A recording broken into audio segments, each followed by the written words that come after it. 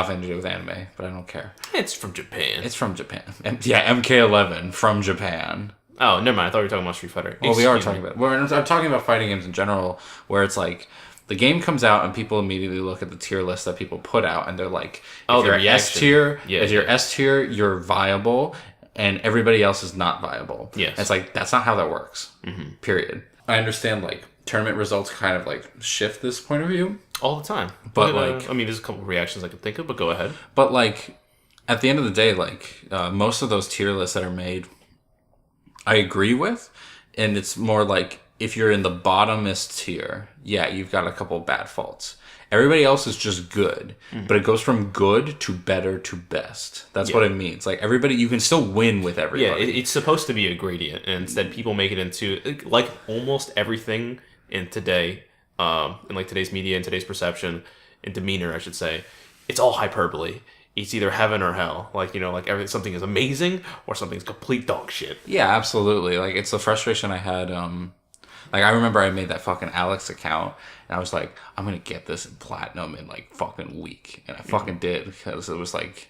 Because, like, as long as, like, your understanding of the game, like, works... Yeah, fundamentally. And you know how to learn a character, like, how to learn their strengths and how to condition people to work around that strength, it's very simple, especially Street Fighter V. Yeah. Like, I think older games are harder than that, much, like, because of, like, how...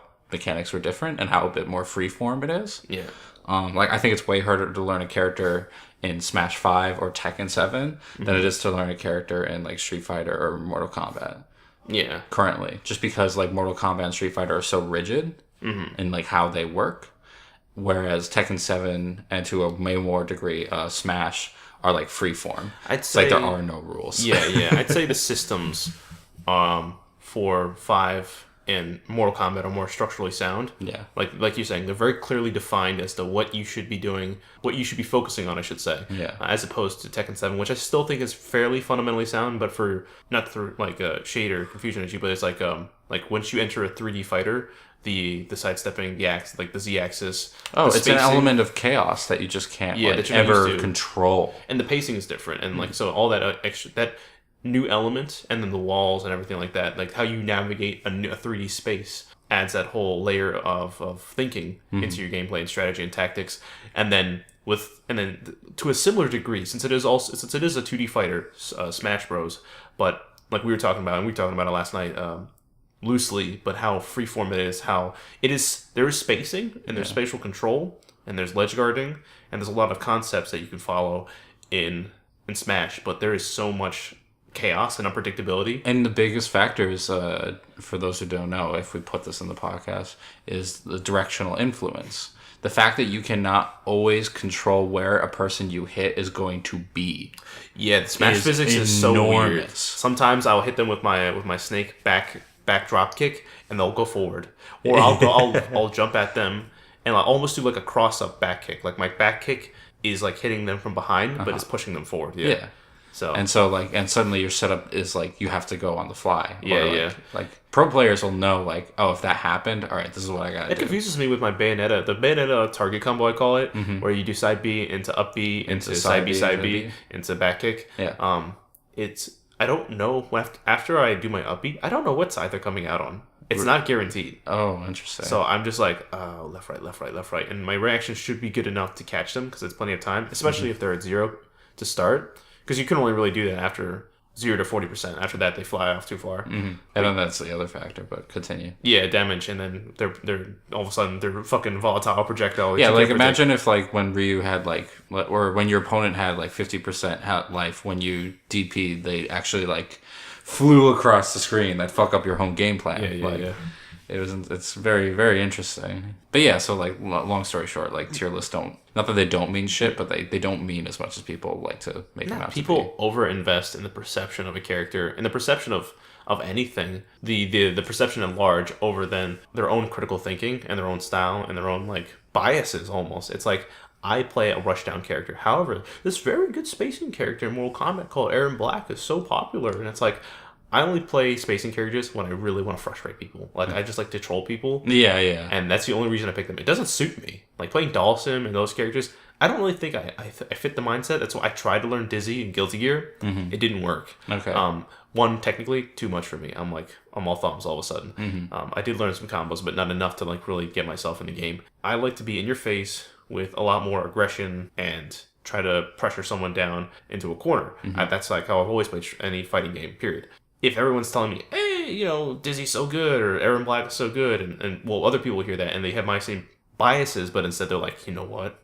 Zoning characters are shit in this game. It's like, if you can give me concrete reasons why they're not functioning, oh yeah, then I believe it. But then there's characters that definitely exist in the mid tiers and the high tiers in Mortal Kombat that rush down probably work just fine. Like Jackie's probably fine for that kind of type Jackie's of game fine. It's just like in Mortal Kombat in particular, at least where we're at right now, it seems like your A tier. The difference between the A tier and the S tier is that the S tier does what A tier does, but just slightly better. They either get better reward for the risk they're taking, or they take less risk for the rewards they're looking for. And we're always experimenting with these perceptions. And it's Yeah. people just need to understand that like all this shit is fluid. Yeah, absolutely. Like, it is always changing. Yeah. So, I digress. What is up, Internet? It's your boy Brando and Christopher House. Welcome to the Otaku Remix Podcast, where we talk anything and everything anime and fighting games and whatever the fuck we feel like talking about. Pretty much. And today, sort of a chill state of anime, what we've been watching, what we've been enjoying, as always. Yeah, this is kind of a companion piece to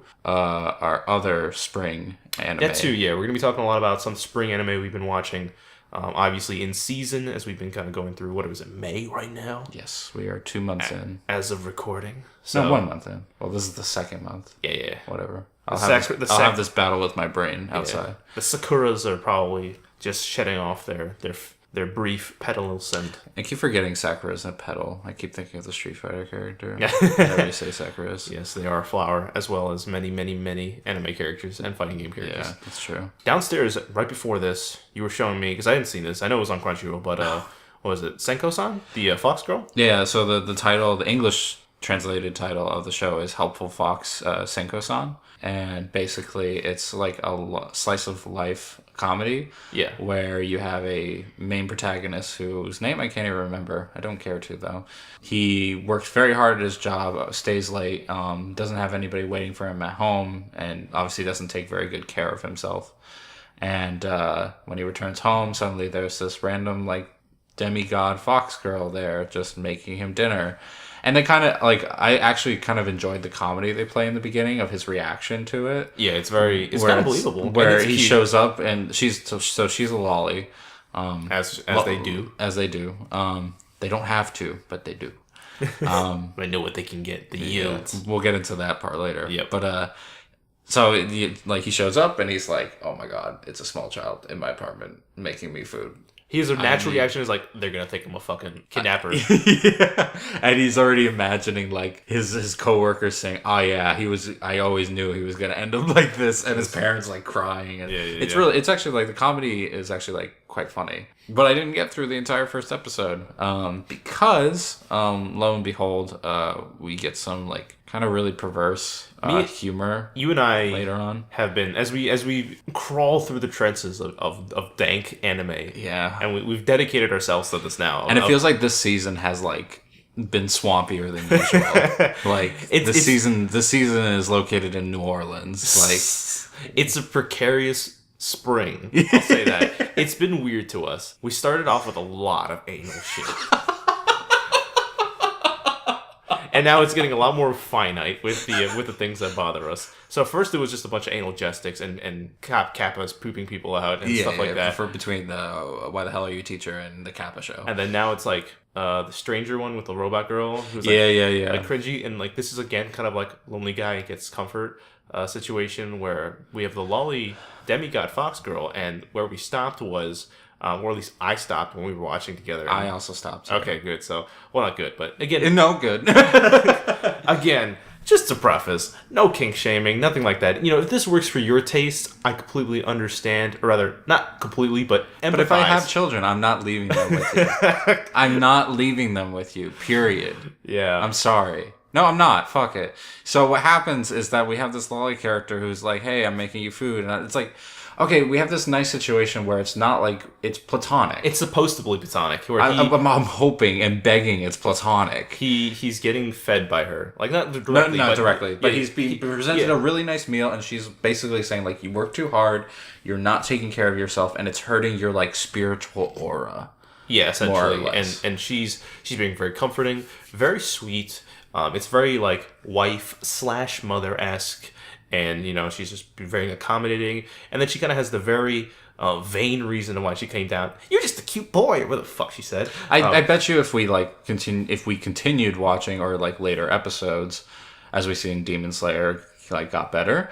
But this one probably has a more profound reason. Not profound, I'm sorry. It probably has more of like your bloodline. I owe your bloodline. Yeah, too. Yeah, they alluded to some sort of like spiritual reason why, as a god, she was. So before the comments come after us, I'm sure there's another reason, but the fact that they start off like that isn't a good sign. But yeah, but where we hit the hard stop sign was when when our protagonist asks, "Can I touch your tail?" Yeah, he sees the tail, the sheen, the sparkles, the fluffiness.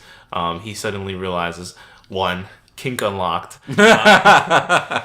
2, he's like, "Can I touch it?" And she's like, "I normally don't do this." I don't. Yeah. You're a special customer. So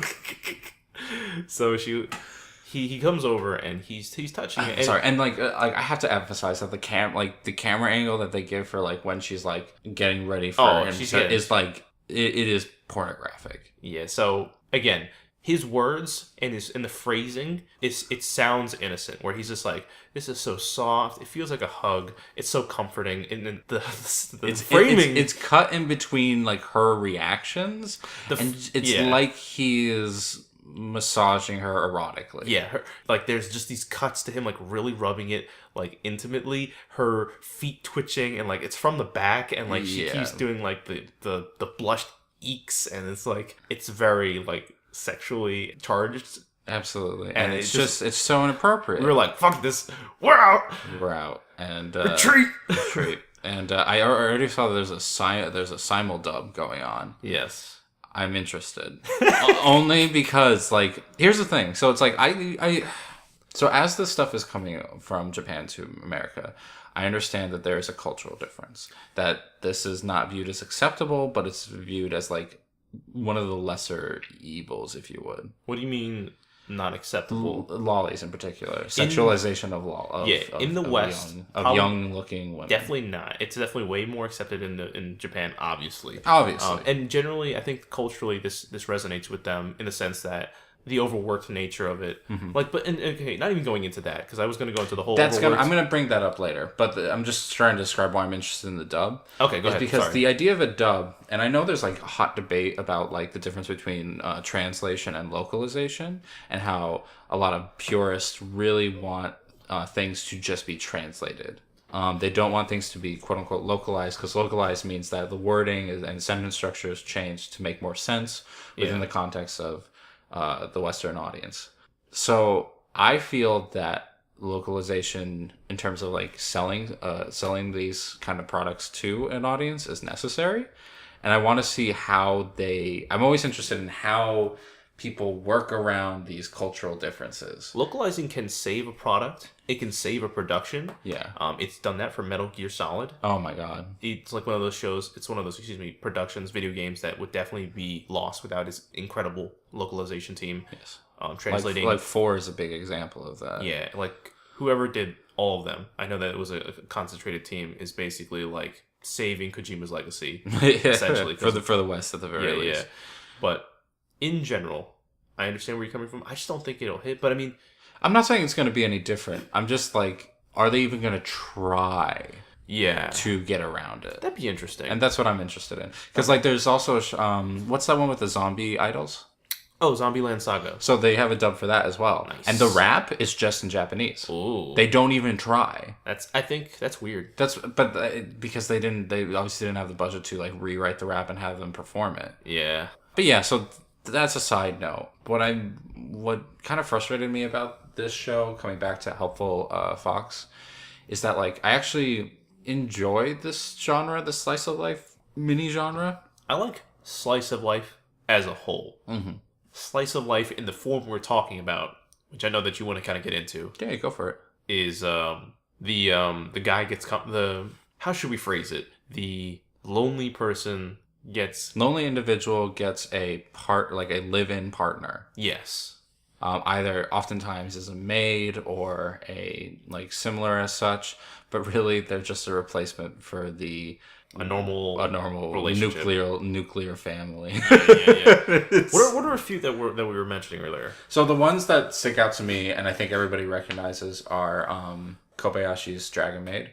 Yes, that's the best one. I think. I hear that's very good. That's actually something I haven't watched. It's one of my personal favorite shows. I've never heard anything negative about Kobayashi. The only problem, and I have a few they're big nitpicks, but I guess we can talk about that another day. Peeves is what it is, but other ones. And then I'm trying to think of a few off the top. I Can't Understand My Husband, which is a short skit series. It's the skitty otaku husband boyfriend thing. Yeah. Husband, yeah. And that one's a lot of fun as well. Again, it's just a skit series, so it's not very deep, but it's heartfelt. Yeah, yeah. And what's really nice about it is as opposed to, because oftentimes when it comes to relationships in anime and even just in fiction in general, you often see the beginning of something with a climactic turmoil period, but that then gets resolved or doesn't in terms of post-aughts Western writing. But you never really see people go through a relationship and have to struggle to make it continue working. I think that's something that's becoming more prevalent in anime, which is what I really like. Yes, and that's why that's what I really like about Kobayashi's Dragon Maid. They definitely make it sweet and vanilla, but it's still not all easy peasy. Yeah. There's definitely that, and there's inflections of that in romances that I could think of, we were watching Bunny Senpai. Yes. Bunny Senpai, they have they're in a relationship for the entirety of the series. Yeah. They have banter, they have ups, they have downs, but they stick together. Love is Hard for Otaku. I know you haven't seen it. You've been seeing clips though. That is it's a relationship that is steady throughout. I love that. And I think there's one called it's Recovery from an MMO. I know of it. I've seen clips of it, and it seems I don't know if it's just romance. But yeah, it's enough of a pattern to call it a genre, I would say. Yeah. Well, at least a mini genre, a subgenre. Yeah, an aspect of it. But yeah, this specific form of slice of life where there's elements. So there's the guy who's getting comforted, who's not even the guy, but someone who gains a nuclear relationship, family situation, and then you layer in the fantasy element of wish fulfillment. Yes. And then you have the lolly element. And then you have the furry element. Yeah, for Helpful Fox in particular. Yeah. And it's just, it's too much. It takes away from the rest of it. And I'm not going to say that there isn't good versions of this. I think, to a degree, The Devil's a Part-Timer, which is more of a comedy than slice of life, but it is very slice of life, is a better version of this. Maybe that's because it doesn't make me cringe in other ways and appeals to my sensibilities. And in fact, I think another more grounded and charming version of this, because it doesn't deal with either lollies or even romance in general, is more the last season's My Neighbor is a Cat. Yes, you mentioned that. It's not. So there's no romance involved. So the aspect of it involving a nuclear family kind of doesn't apply to it. The reason why I even bring it up is because it's somebody who has a unhealthy lifestyle, despite having a productive work style. And yes, he's he's socially awkward, right? He's socially awkward, and he's a writer, and he oftentimes will write himself near to the point of death. And so it's about him understanding how to have a healthier both social and personal lifestyle. Yeah.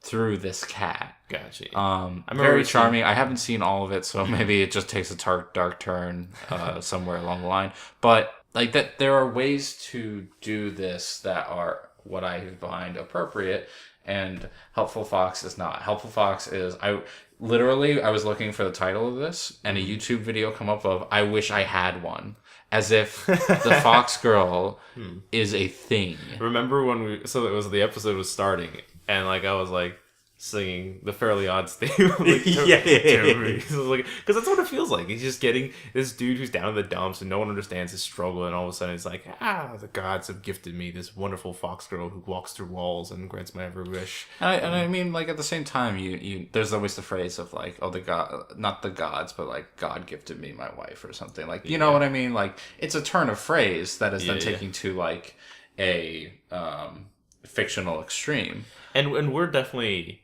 it may sound like we're hammering on this. We're just expressing why we don't like it. Yeah. Like, again, if you enjoy this sort of thing, tell us down below what you enjoy about it. Because honestly, I would like to understand more of what the appeal of it is, or rather what its value is in other people. Because for me, I'm just not into lollies. And I'll have to study why lollies are so prevalent in Japanese culture. I wouldn't study too hard. I know. But in general, it will never be something that I fuck with. I truly think, and like at least from the very limited research that I've done, not into lollies, but into why it's prevalent in Japanese culture, is more of a thing of like, it's just been allowed to be. Like, it's just, it has so much disdain here. It is a cancer that they allow to metastasize. Like think about it in other ways where, like, there are other cultures that are not like ours, which still allow for, like, for example, like, small boys to still get, like, God, this is such a dark subject. Long story short, it is incredibly stigmatized for good reason in the United States and most of North America, along with the European countries. Yeah. That is the reason why it's not prevalent in media here. Yeah. It is not as heavily stigmatized outside of those countries, and thus it is allowed to kind of be what it people are allowed to, in fictitious sense, be what they want to be. Yeah, this is a whole longer conversation we can have another time about lollies.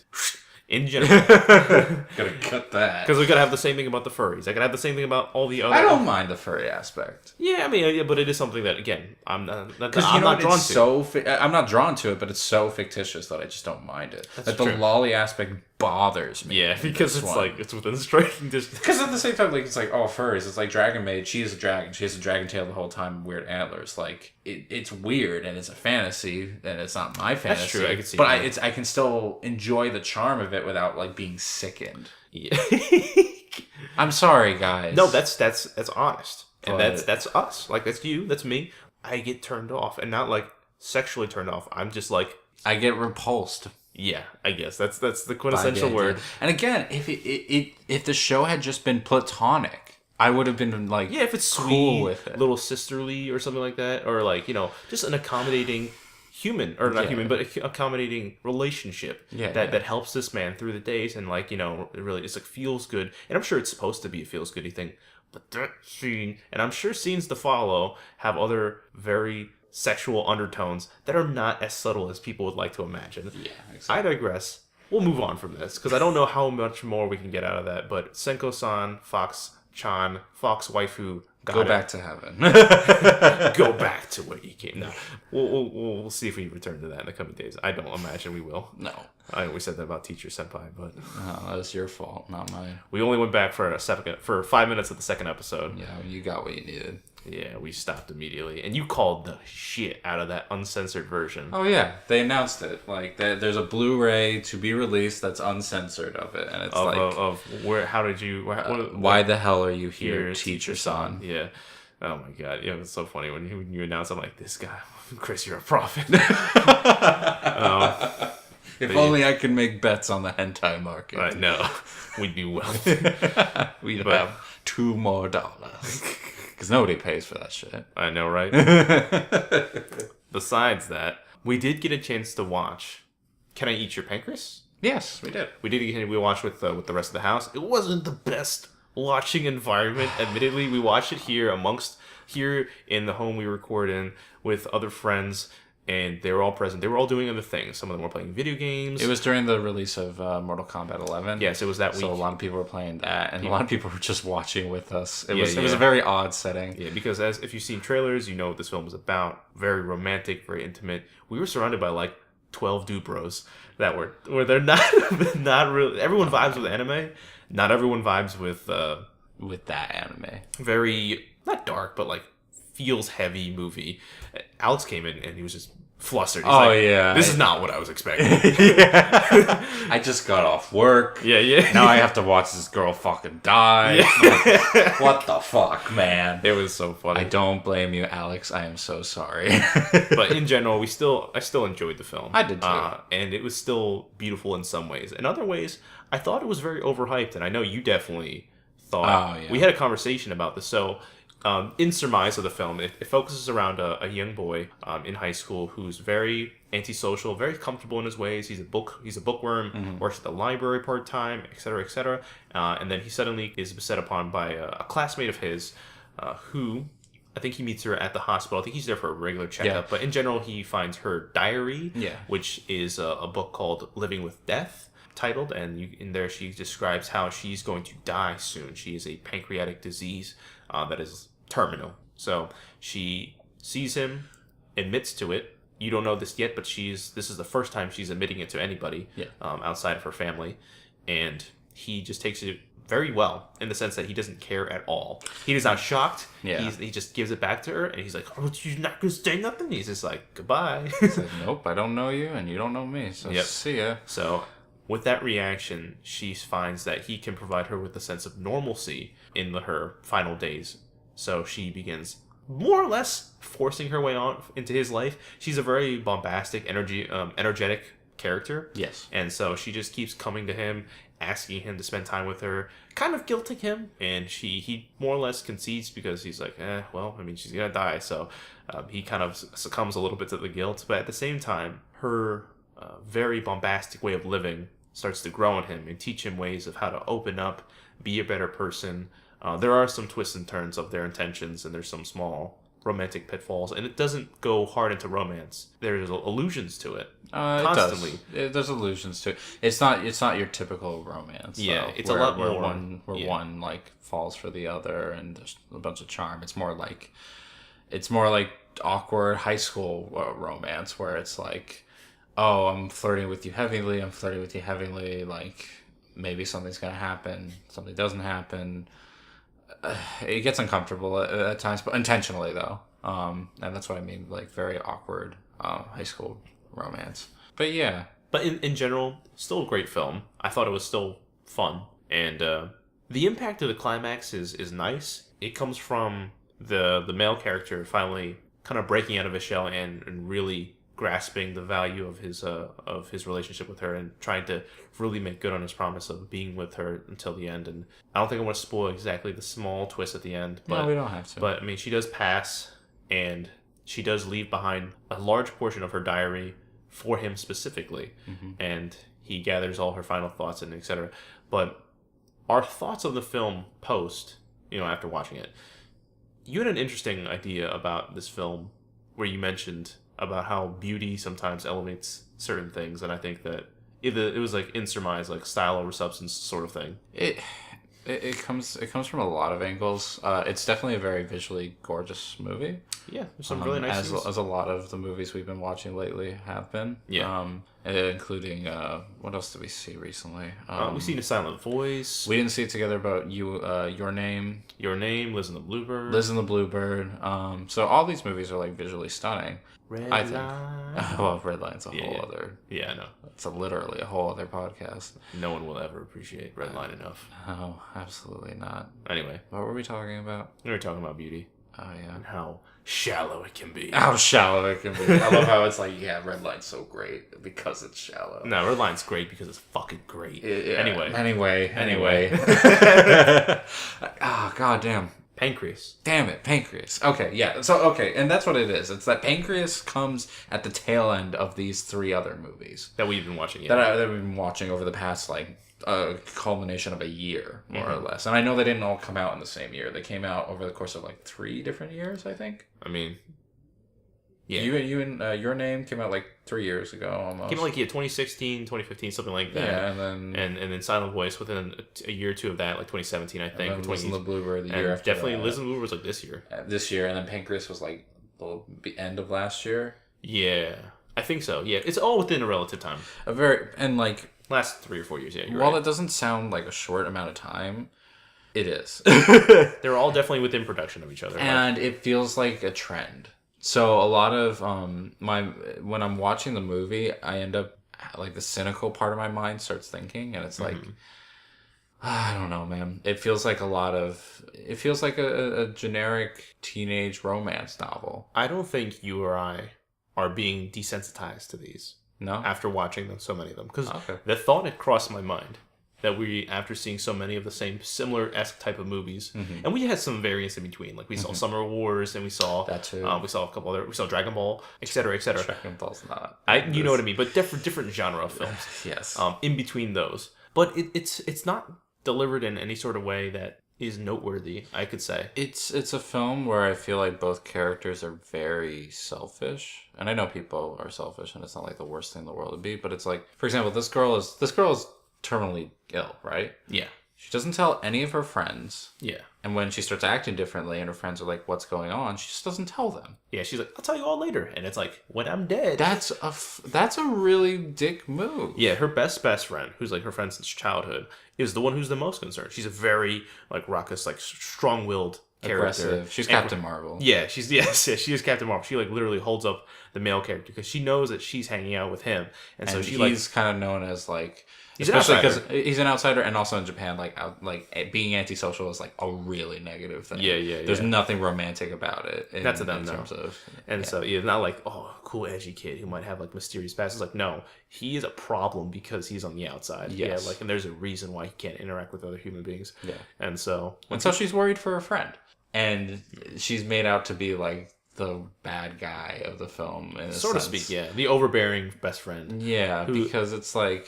But she's reason to, as we said, and it's a semi-empathetic reason as to why the main girl doesn't want to admit it to her, because she knows that her best friend will have an overreaction, etc., break this normalcy that she wants to hold on to, because her best friend will be doting and whatever. Right. So it's a believable, understandable reason. However, it's still kind of dickish. Yeah, absolutely. And then you also, do you want to go on about her? Because I want to jump to him. Go ahead.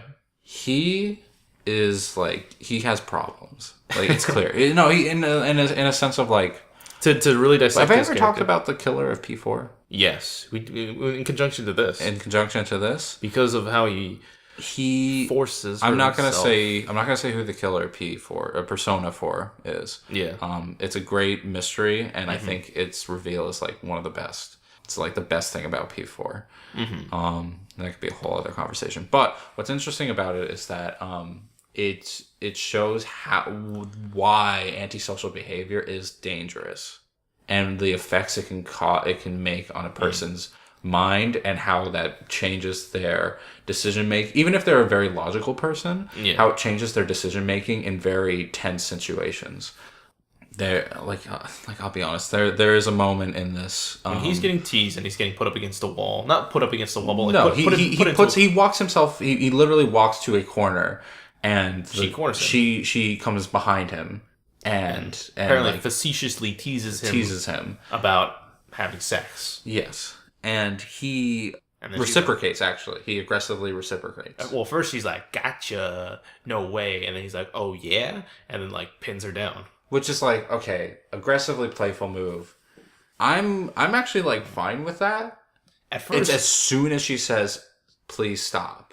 As soon as she says that, and the scene continues for like what feels like 10 minutes, but it's probably like a minute. It's like 10 seconds. It's probably 10 seconds. And again, that's the point. I get that that's the point of the scene, is to like make you feel uncomfortable and like show like how this guy is messed up. That was going to be a very, not that it wasn't already a very interesting scene, but it could have taken the film in a very different direction, because like you said, like as he's holding her down and she's like starting to squirm, and then she's saying no, and he's not even doing anything. He's just there. He's just pinning her down. Looming. And so that scene is presented, and that shows you that this character, that our male protagonist, has problems. Yeah.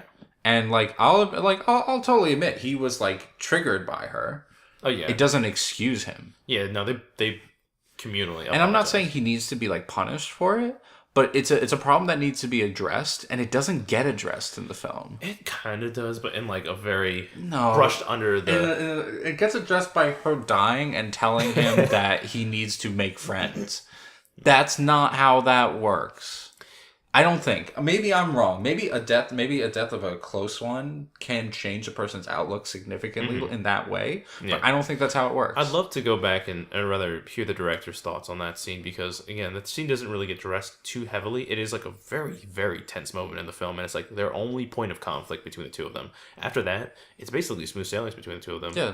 And he gets like he almost gets like in the movie's eyes redeemed by a minute later, like once he realizes he's fucked up, he runs away. He leaves and he gets punched in the face. Bumps into the ex of the girl, who then punches him in the face for not for that because he's jealous, but because of jealousy, and that like is supposed to redeem his character. No. So he's pinned. So after he gets beat the shit out of, okay, and then she comes along because she's chasing after him, and sees all this, dismisses the ex, and then goes to him, and then she apologizes. Right. For egging him on. He apologizes because he's like, I'm fucked up and I don't know what I can do for you. That's fair. And so it's a small moment where they both reconcile their shortcomings and the moment. Right. And then after that she goes on a whole hard tangent. Not a hard tangent, but she gives a speech of why she really needs him. Like really, really needs him. Like besides the already aforementioned reasons why she felt like she wanted the normal, she's just like more than that, your relationship has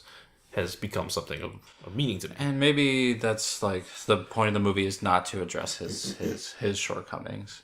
And so I agree. I was getting a little heated there for a second. No, you had reason to, because it's like it's a weird moment. It's a weird moment, and it's so focused, and it's like it's not addressed with, I feel like, the same impact. Like it's not resolved with the same impact. Yeah, exactly. And you know, it's also it's the problem is it's also coming from anime. And I'm sorry, but anime has a problem. It's rapey. It's been pretty rapey for a while, and it's like when you bring up scenes like that, it's like I'm hoping you're willing to address this. There's a lot of disdain for sexuality on today's podcast. I don't have a disdain for sexuality. I have a disdain for sexuality towards individuals who do not desire it. Yeah, it's interesting. I mean, that's fair, totally. I mean, yeah. Just overall, like no, a weird idea, but it's like I love how. Like anime is great in the sense of like how playful it can be with sexuality. That's one of its best features. Mm-hmm. The problem is when it's like haha rape, and it's like in this movie isn't. I'm sorry. Yeah. It's not focused on that at all. But anyway, I'm sorry. That's like a lot of just like the context of why I'm frustrated with that one scene. But yeah, like coming down from that, I'm gonna end on the point of it's not. I get worried whenever anime and anime films in particular that want dramatic gravitas bring up rape. Yes. I get worried because I don't think they get treated properly. It's happened. This one treats it not horribly. Not horribly. No. And actually good. But not great. And so that's where I think maybe my inability to see the substance that it does have comes from. I think that your trepidation is valid because it's happened rather often recently. Most quickly I can think of is Goblin Slayer. Huge. Oh, God, Goblin Slayer is so probably bad. That's the most recent worst example. It is the poster child of misuse of the subject of rape. Misuse of rape, where rape is just a dramatic injection, and it doesn't really use it for any other purpose to then be like, oh, these women are getting violated. That's why this world was so harsh. Yeah. And then little inflections of it in Shield Hero, if I remember correctly. And inversely. Yes. He gets accused of rape. Yes. Which he doesn't commit, but anyway. But in general, rape is a very sensitive subject. It is a very serious subject, and it's not something that I would personally enjoy just kind of thrown out there frivolously. And this isn't explicitly rape. No, this is not an example of it. Yeah, in Pancreas, but it's like it borders the line. Yes. And it was like steering towards it almost, and kind of gave you some of the same feelings of it. So yeah, I can understand where you're coming from. Personally, I didn't take it obviously as harsh as you. However, it was still very a dramatic and awkward scene in the middle of the film. But overall, as a whole, still mostly a joyous, positive film, despite the dark undertones. And in general, I think where we started, where I was saying like when we were beginning to talk about it, where I thought it was like a style over substance thing. I still believe that, where like the prettiness of the film, like the fireworks scene at the end and all these other wonderful scenes, kind of embellish what is rather. You're supposed to not forget. I'm sorry, but go on. It's like a John Green book, you know. Yeah. Oh, poor John Green. I like John Green. I love John Green. He's a pretty good writer. Wonderful writer and definitely fluff over substance. Yeah, it's super fluffy stuff. So yeah. that's my in a nutshell. It's a John Green movie, but God, you're so right. Yeah. I'm thinking in particular of the Stars one. Oh, Fault in Our Stars. The Fault in Our Stars. Yes, which is a book I really enjoyed. That was a gift to me. Actually. Yeah, this is super that because of the dying girl. Anyway, anyway, moving Fault on. in Our Stars. The book is better than this movie. Yeah, way better. And the movie of Fault in Our Stars is worse than this movie. Well, this movie, yes. So that's a weird tier list. That's our tier list. But tier lists are shit. Tier lists are shit. We said that earlier. Fuck, we're hypocrites. Son of a bitch. I do like a film that I did see a couple days ago. Oh. Code Geass. Okay. Of the Lelouch of the Resurrection. Speaking of hypocrites. Yes. Speaking of hypocrites, Sunrise and you motherfuckers over there, whoever else produced that shit. Anyway, so here's the thing. For those of you who don't know, Code Geass... Including myself. Yes. Code Geass is a wonderful anime series in general. I did know that. You know this. Yes. One of my favorites, top 3 in my personal lists in there somewhere. As we said, 2008, darling. Fuck you. But yeah. This will include just, I guess, minor spoiler ahead for an 11-year-old anime. But this goes after the ending of the very, very popular series Code Geass. And so it takes place after all the events. And at the end including of Code Geass, Lelouch's death. Lelouch's death is one of the best endings in anime history, in my opinion. It's a solid one. It's a really solid one. Like, it's... Code Geass for me, I'm going to take this for a second. Code Geass for me is a triple jump that fucks up mid-jump and then lands perfectly. Yes.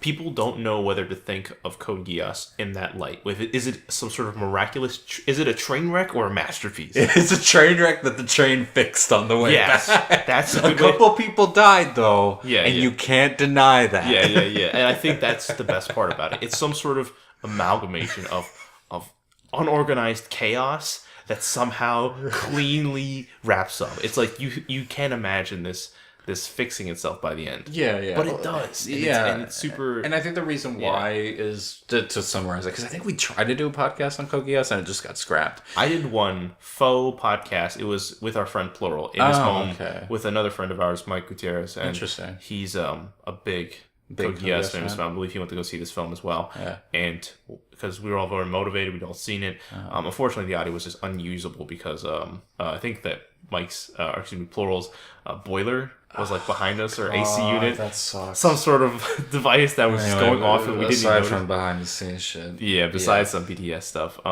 In general, it's such a huge... and we'll do a Code Geass podcast. Maybe. It's sometime in the future. I'll find the right crew. No offense. I'll get kicked off. You'll be in it. But I want to bring Mike if I can, because I know he's passionate about this. I went to go see the film with my friend Amanda, Alex's sister. Oh, okay. And she's a big Code Geass fan. I'm going to try and rope her into a room with a microphone if I can. Sure, man. Absolutely. And have her thoughts spilled out onto audio format. But in general, it's a lot to go over, is what we're basically trying to say. Mm-hmm. It's a lot. It covers so many genres. But to the film itself... Do you have to have seen Code Geass to have seen this movie? 1,000%. This is not a film somebody who hasn't seen the series can enjoy. Lost as fuck. This is not a film for your average human being. Like you have to be more. No, what I meant to say is it's not for a layman. It's not, no. It isn't like those films. All those films we mentioned earlier. Every single one of them. From all of them, Summer Wars, Redline, all your name. Yeah. All those can be seen without any pre-context. Yeah, you just need to just go in and enjoy a film. Yeah, this 1,000,000% requires all the context of all the prior events. Okay, cool. So going forward, you now know Code Geass as a listener. Yes, for those of you who've listened or have stopped and went and go watched or whatever the fuck. And I think we'll make a timestamp maybe for when this spoiler cast. Yeah, I'll see if I can cut in a nice little annotation for you guys if you want to skip to after this, if you want a spoiler-free podcast for yourself today. But moving on, Code Geass of the Resurrection, Lelouch of the Resurrection, is a good film. It is very fan servicey. The director has gone on quote saying that so they have the 3 films that they've released over the last 2 years, which surmise all of the events of the 2 seasons of Code Geass in 3 films, and it's re-edited shots mixed with some new scenes, and I haven't seen them yet, but it follows that technically, which they are calling an alternate dimension, so that they can sort of canonically say that the death of Lelouch is permanent in some sort of fashion. This undercuts it very, very harshly for me in some ways, but in other ways, for those of you who just want to go back and who love the characters of the Geass universe and just want to see the gang together again and doing stuff and Lelouch doing Lelouch things, this is for you. It's literally just it's a perfect reintroduction of the character. It hits all the beats that you expect, all the stupid little canon moments that you were hoping for, like Kallen and C2 are the ones who help revive Lelouch. His 2 flings, and she's like morbidly, she's crying all the time with him. At his resurrection, and everyone's like, "You're back." And he's like, "I don't know for how long, but let's do it." So I cannot describe the plot, and not for lack of my understanding of it, but for the fact that we are already 45 minutes into this podcast-ish as of recording, and it will probably take another 30 minutes probably to explain it. But in a nutshell, it's a rescue mission for Nunnally, who's been kidnapped. That is the shortest version I could say. The reasons why she was kidnapped, by whom, and all the other logistical complications are very Code Geass, and it is like another language. But you seem so excited by the fact that I love it. I'm charged watching this. If you want me to tell you that, this is a fucking small nation in the middle of Africa that has a priestess that goes to C's world. Really? Are you serious? That also has Geass, and they use Nunnally's blood because she's related to the king. This is the Yu-Gi-Oh movie. This is exactly. It's pretty wild, Yu-Gi-Oh dude. Movie. It's pretty wild. Wow. But it does not pull any punches. So because it knows that it only is made for Code Geass fans, it leans hard into the lore, a lot harder than I thought it was gonna go. Yeah, it's like, we're talking about C's world, how Lelouch killed God, and I'm like, oh my god. Oh no. And part of that is the train wreck, though. Like stream of consciousness shit, and I'm like, oh boy, this is not what I was thinking. I thought you were gonna keep it hella simple, but let's do it. And so, okay, but no, it's fun. It benefits from like very improved cinematography. The mech action is great. The sound production is great. The character moments are great. In general, I really had fun watching this film. It was really great atmosphere. Everyone in there was big Geass fans, obviously. We left the film. As soon as the film cut, actually it was funny. When the movie was starting, Amanda next to me, she started singing the intro song just slowly. She was like, "Boo!" And like people started laughing around this, and they're like, "No!" Awesome. She's the best. She's funny as shit. God. And afterwards, people were all commenting. Like we were like having like otaku conversations. Like, what do you think the thing means when the one moment happened? And it was all like really fun, jovial, communal conversation, and that was fun. Like the overall experience was really memorable and enjoyable, and that's what I like about the film. It definitely fits within. It knows its niche. It fits very well within who it's trying to sell it to. It's a very focused product. Oh, that's great. So, and the weird thing about it is, the 2 caveats I have with it is, 1, it really undercuts the ending of the series as a whole, and like from an integrity standpoint, I'm like, such a good ending. Why would you bring him back to life? Yeah. And so. But temporary. But supposedly all this takes place in another dimension. Oh my god! Like another. This is like the movies plus this for the production, because the reason I bring all that up is because I don't care about stupid rules of canon, but because we live in this timeline. Yes. Supposedly, and I've seen a lot of articles pop up from friends in the otaku scene.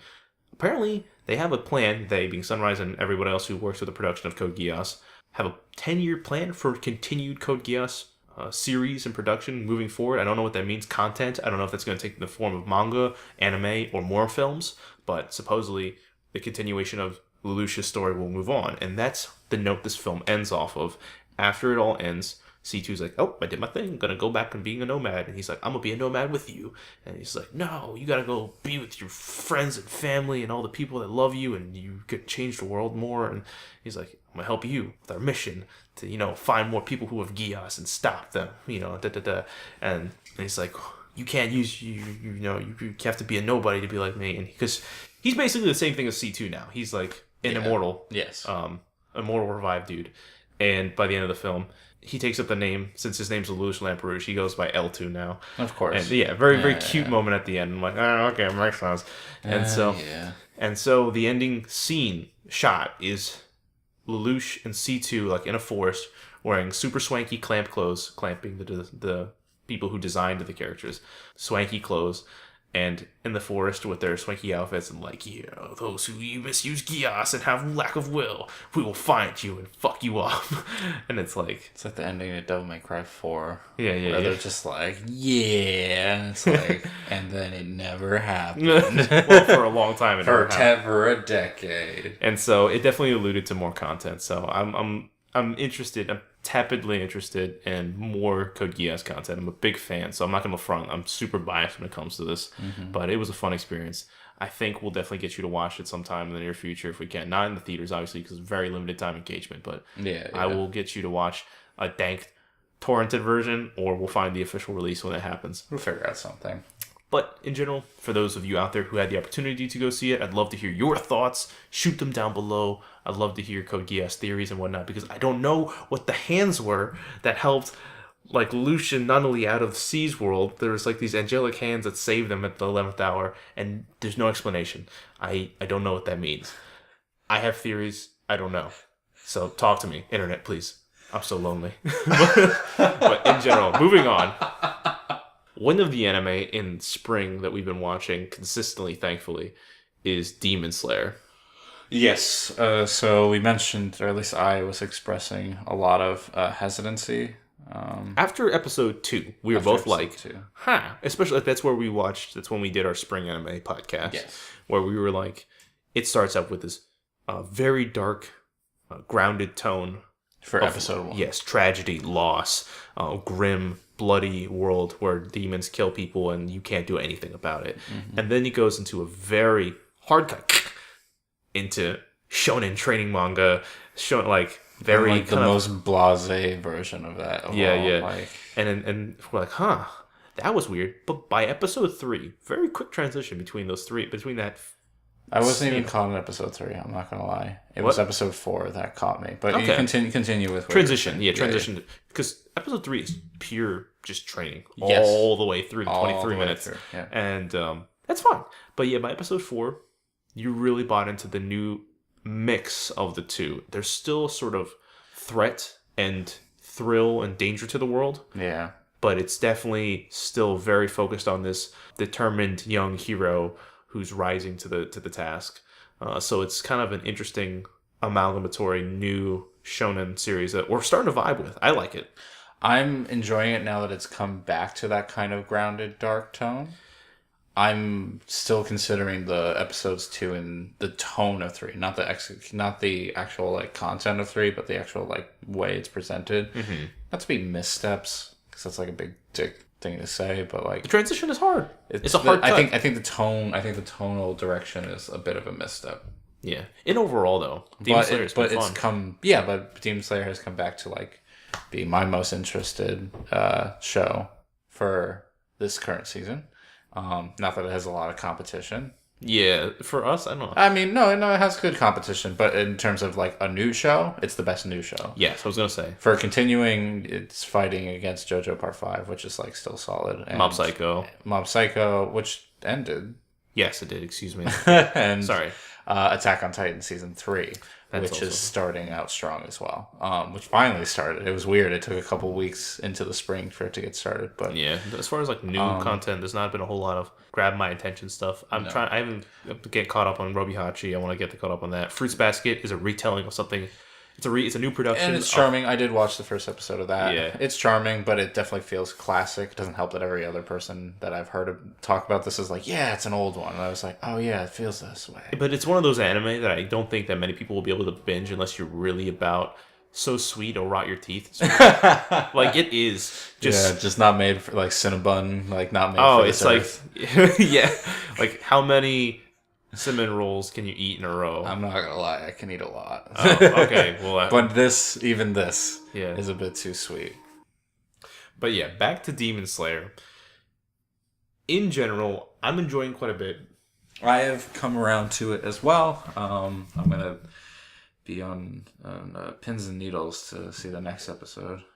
I really enjoy the style. Oh yeah, it's the best part about the show. Constantly, I'm pointing out with when you and I watch it together about how dynamic it looks. I love the saturation. I love the design, like the eyes. Like I was mentioning with the two ghost children, like their square pupils are very striking. Mm-hmm. The demon designs are very cool. The fucking multi-armed demon that Tanjiro has to fight, super cool. Mm-hmm. Tanjiro's character, we've had a lot of conversation as we go along, like about like how earnest he is. Yeah, it's one of those things for me. It's like earnestness can be for you it feels flat, you said. It depends on where the character's going with it. Like Captain America is an example of like an earnest character. Like, yeah. But like it comes to a fault when it's like he is so strong-hearted about these choices that are usually ultimately right, but like oftentimes he doesn't explain to people how. Yeah, that's where you can create that conflict. And so that makes him a more interesting character for it. I'm trying to think of others. I think I brought up Deku. I think that's a good one. And like you brought up how like his faults are like his meekness, his for Deku lack of experience in terms of actually using his power. I think a closer comparison to Tanjiro from Demon Slayer would be Gon from Hunter x Hunter. And I don't have any experience with that, but you can... Yeah, I think that they're both incredibly innocent, incredibly pure, incredibly amoral characters that always do the right thing. I think that Gon is a little bit more childish than Tanjiro, who's a little bit more of a young man. Then Gon is a child, and Tanjiro is definitely like an adolescent to a young man who's like taking upon the responsibilities of the world. Like he is definitely finding a job, a very dangerous job to protect his sister. He's more weighted by responsibility. Gon just has like a very free-spirited adventure to find his father, but takes on the responsibilities of being a hunter to do so. But yeah, in general, I think that it's an interesting archetype, especially with so many of the normal shonen protagonist kind of being weighed down by like, not weighed down, but like it's very samey. It's like the idiot who eats a lot and is just kind of stumbles into destiny sort of thing. Like Goku is very determined, stupid, but very strong-willed character. Naruto, stupid, strong-willed character that finds a way no matter what. Like their stubborn determination is what gets them through. Same thing with Ichigo from Bleach. Same thing with Luffy from One Piece. Luffy's a lot more, I think, cheerful and jovial than the last four I just mentioned, and there's a little bit of distinction between him, I'd say, but he's still kind of like the lovable idiot who finds his way. And I think this new wave of shonen protagonists, starting a little bit with Gon, but moving forward into characters like Tanjiro, some of the protagonists from The Promised Neverland, and I think with other ones that'll be coming out, I'm waiting for them to make a Dr. Stone anime, as I keep telling you, which is a very fun manga, and I really can't wait for that. But again, that's a very intellectual, cunning protagonist for Dr. Stone. And so I think that there's new dimensions to the same sort of action hero that shonen like wants you to follow, where this is like a very pure Captain America. I think is a really good comparison, because like I hope that his hardline amorality leads him to some interesting questionable decisions. Not questionable decisions, but places where his goodness will not be convenient for him. Yeah, and I guess it's gonna have to come down to like how the story structures around him, like in a cruel world. If he's gonna be this like rock, this moral rock where it's like he's not gonna change.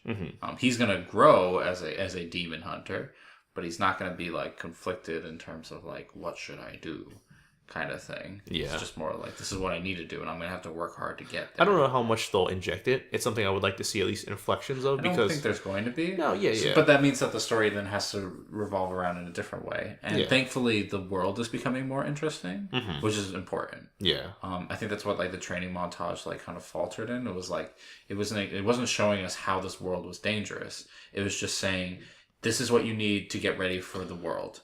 We're not gonna like it showed us how dangerous the world is. No, it did in episode 1, but it didn't actually show it. Like in 3, in a sense, it shows it because I think in a less direct way, but still in a direct way, where it's like this is the this whole episode is to show you how much is necessary, right, to survive. I guess, but I guess it's because it's so like truncated as well that it kind of feels like people talking about it as opposed to showing it.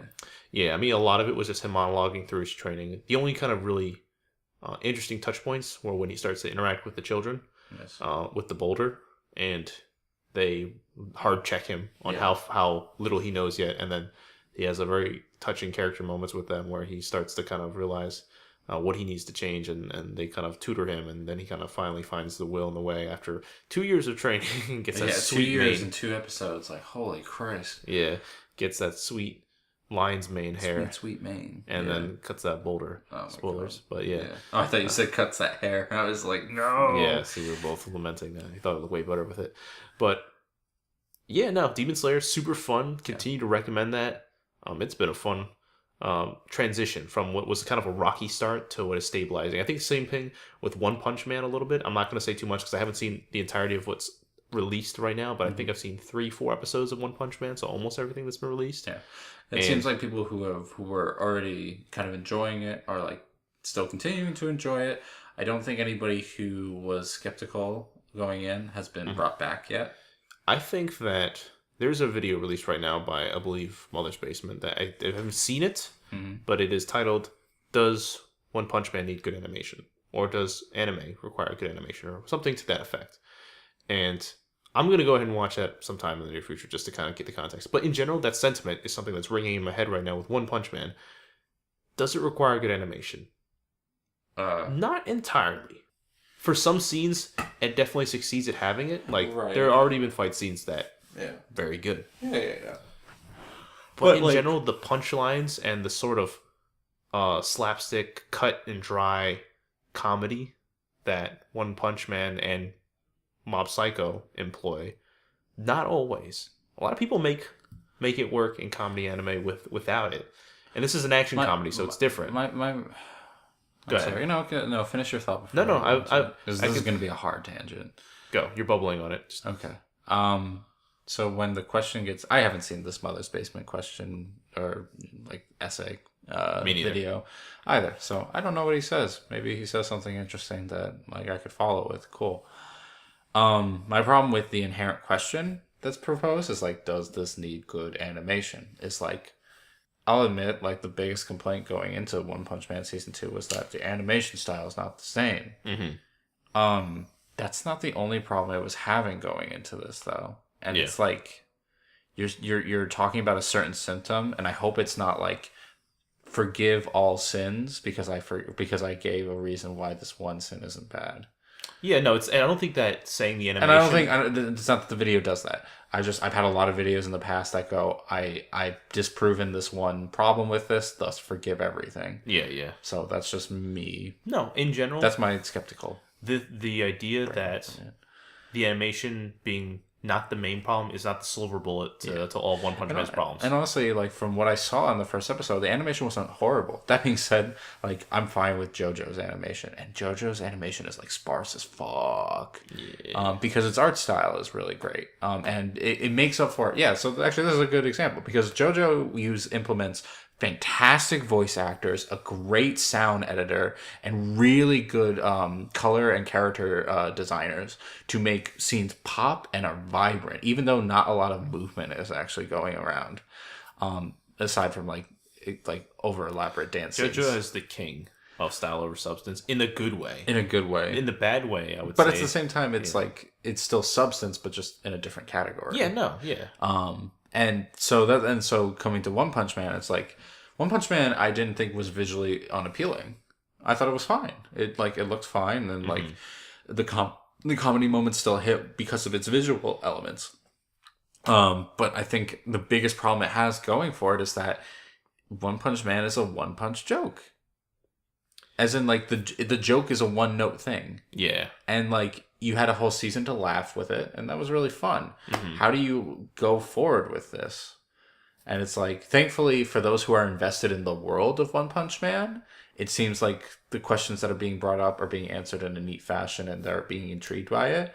But like everybody who wasn't really intrigued and was just more there for the entertainment value of the joke is not going to be sated. No, yeah, for sure. If you're falling off with the core reasons of why you should be enjoying One Punch Man, the writing, the story, the overall gag of One Punch Man, then you're just going to keep falling off. And like And so that's why I not roll my eyes, but I sigh when I hear a video essay being put out of like, does it require good animation? It's like, well, no, not every anime requires good animation. We know this, but it does need something. Yeah. And the problem is, did One Punch Man miss its momentum mark, where it had its season 1, and then 2 years later came back with a non-invigorated season 2, and relied entirely on its legacy. Yeah, I think that's a huge hurdle that One Punch season 2 is going to be facing as it's getting released, or in its general perception. Because for me, yeah, the 2 years did warrant some expectation, because One Punch season 2 is a very concise, fun, really bombastic, really kinetic production, and it left a huge cultural imprint with anime. Like, you got like Bill Burr talking about it. You got like a bunch of people who outside of anime all of a sudden interested in like this gag anime that popped up on Netflix now because Netflix gabbed the licensing for season 1, and it's great. But season 2 isn't giving you anything different. It does create different stakes in the sense that there is an overall plot that is slowly moving, but that is not why you're here. You're here to watch One Punch Man punch things one time at the end of an episode after everybody else fails. And like, I remember we actually saw another episode of One Punch Man when we had a lot of people in the house. Yeah. And I think it was Scott who was here, who was like really selling on like the world of One Punch and like all these intrigues and whatnot. And that kind of helped the viewing experience, because that's where the show was going into. It was going into the lore and stuff. Yeah. And like, if you don't have that person there like exciting you about the lore, I don't know what there is for you. I mean, yeah, his enthusiasm definitely helped. But I don't know, that's just my opinion. I also haven't been keeping up with it, so I'd have no actual... This is not a critique of One Punch Man Season 2. This is an explanation as to why people might not be excited for Season 2. No, yeah. And which I think we talked about in the last podcast anyway. It's fair, but I mean, it's something that still lingers. So, as we move on, I don't think there's too much else left. I mean, in general, moving forward, we'll definitely keep tabs on spring. We'll be back in and out. We'll probably do that Pikachu movie that comes out this week. Oh yeah, we'll see that. I know you were wearing the Alola Raichu last I saw you. Oh yeah, sure. I love like Pokemon's a big You love Pokemon, dude. I'm such a big fan. Like, it's, I don't want to say a guilty pleasure, but like a childhood nostalgic fan. Yeah. So like, we're definitely gonna see that. I mean, it's fucking Pokemon. But Ryan Reynolds. That. Ryan Reynolds. like we're not gonna see a Ryan Reynolds movie. Yeah. With playing Pikachu. It's not Danny DeVito, but it's close. Yeah, it's pretty close. But yeah, I think that's where we're capping off. So we'll see you all guys soon. As always, if you enjoyed the conversation today, like, comment some thoughts down, subscribe if you want some more Otaku Remix Podcasts in your life. And as always, have a good day, have a good life. We will see you all next time.